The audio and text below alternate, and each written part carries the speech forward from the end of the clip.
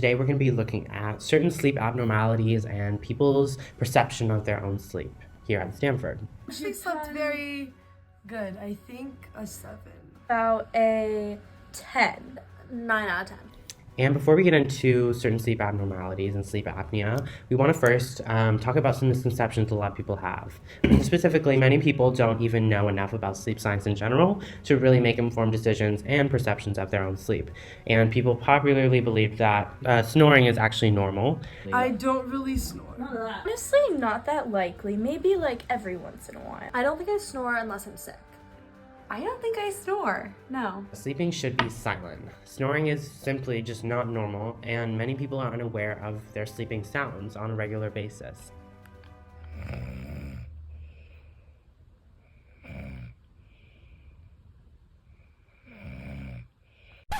How many people does obstructive sleep apnea actually affect?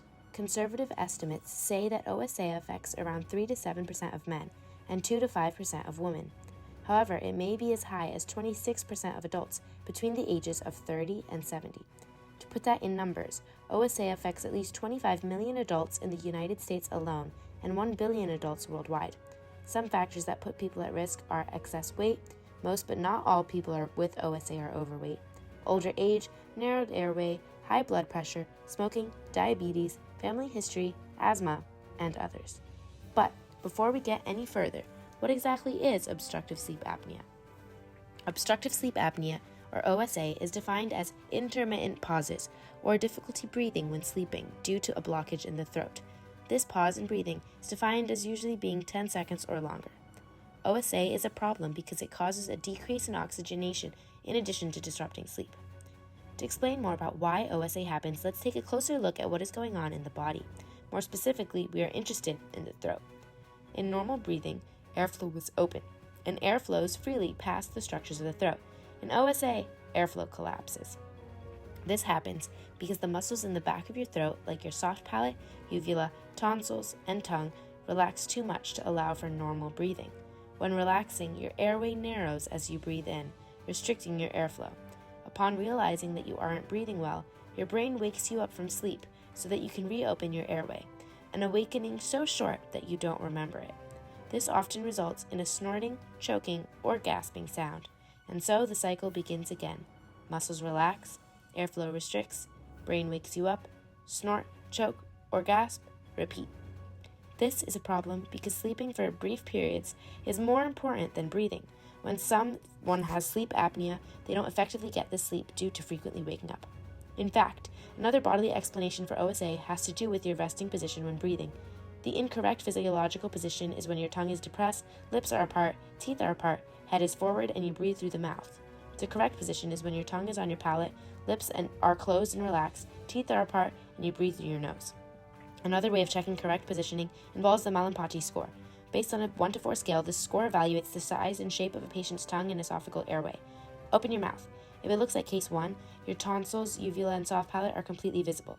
Case 2, hard and soft palate, upper tonsils, and uvula are visible. Case 3, hard and soft palate are visible, uvula only somewhat visible. Case 4, only the hard palate is visible. Those with a score of 3 or 4 are considered to be at an increased risk of OSA. Now that we understand a bit more about what is happening in the body during OSA and how to potentially recognize it, let's see more about how it actually affects you. Morning headaches. When the airway is obstructed, breathing becomes a struggle, resulting in decreased oxygen levels and increased carbon dioxide levels in the body. As a consequence, blood vessels in the brain cell dilate, which causes throbbing headaches upon waking up. Oh, that was so unrefreshing. Many individuals find themselves waking up feeling tired and unrested despite having slept through the night, and can significantly impact daily functioning and overall well-being. Unrefreshing sleep refers to a lack of deep, restorative sleep, preventing individuals from feeling rejuvenated upon waking up. Yeah, how was the rest of your day? I didn't see you after. It was good. Asher? Excessive sleepiness refers to an overwhelming and persistent feeling of drowsiness and a strong urge to sleep throughout the day, even after seemingly adequate sleep at night. Excessive sleepiness significantly impacts daily functioning, productivity, and safety, making it a critical concern to address. I can't sleep. We're going to look at is insomnia, which refers to the difficulty falling asleep, staying asleep, or experiencing non-restorative sleep despite having the opportunity for adequate sleep. The side effects can manifest in various ways, including prolonged sleep onset, frequent awakening throughout the night, or early morning awakenings. Asher, what's that smell?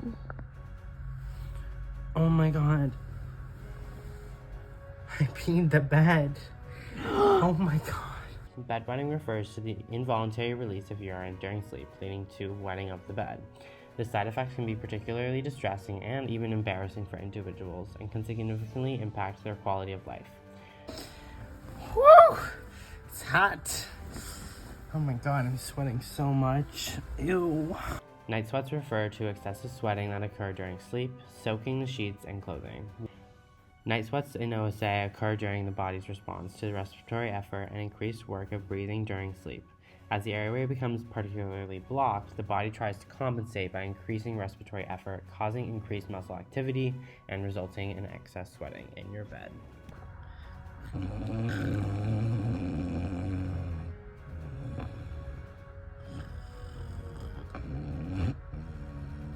Snoring is a common symptom of OSA. Snoring occurs as a result of the narrowed or obstructed airway, leading to vibrations of the throat tissue during breathing. While snoring itself may not be harmful, it can indicate underlying breathing difficulties and potential risks associated with OSA. Snoring can be loud and disruptive and bothersome not only for the individual but also for their sleeping partner. OSA has a number of serious complications, one of the most severe of which is sudden death during sleep. Most of the time, pauses in breathing are temporary and the patient awakes to breathe again. However, some people aren't able to restore breathing. More commonly, it is the combination of OSA and heart disease, high blood pressure, or irregular heart rhythms that increases the risk of sudden cardiac death. Related to the heart, OSA can cause chronic changes such as scarring or fibrosis due to lack of oxygen. As a result, electrical signals have more difficulty moving through the heart tissue, increasing risk of cardiac arrhythmias. OSA also more than doubles the risk of stroke for middle-aged and older men, similarly increasing the risk of stroke for middle-aged and older women. Aside from bodily internal complications, OSA also has implications for external complications as well, such as car accidents. Patients with OSA were nearly 2.5 times more likely to be the driver in a motor vehicle accident, perhaps because of factors such as daytime sleepiness and lowered attention. Luckily, there are ways to address OSA and its complications. An important treatment that is very common for OSA is continuous positive airway pressure therapy. CPAP involves wearing a mask over the nose or mouth during sleep, which delivers a continuous flow of pressurized air to keep the airway open. CPAP effectively prevents airway collapse, allowing for uninterrupted breathing and reducing snoring and apnea episodes.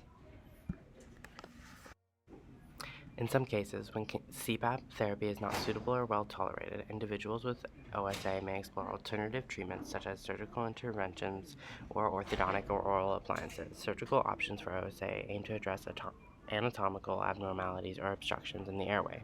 Procedures vary. These surgeries aim to widen the airway or remove excess tissues that contribute to airway blockage during sleep. Finally, medications can be prescribed to alleviate certain symptoms associated with OSA, such as excessive daytime sleepiness. These medications, such as stimulants or wake-promoting agents, can help improve alertness to combat fatigue often experienced by individuals with OSA. However, it is important to note that medications do not treat the underlying airway obstruction and should be used in conjunction with other OSA management strategies. As you can see, OSA has real global implications, both because of its features that affect day-to-day life and its life-threatening complications. As a result, if you notice any of the symptoms in yourself or a friend or family member, you should definitely check that out. Happy sleeping.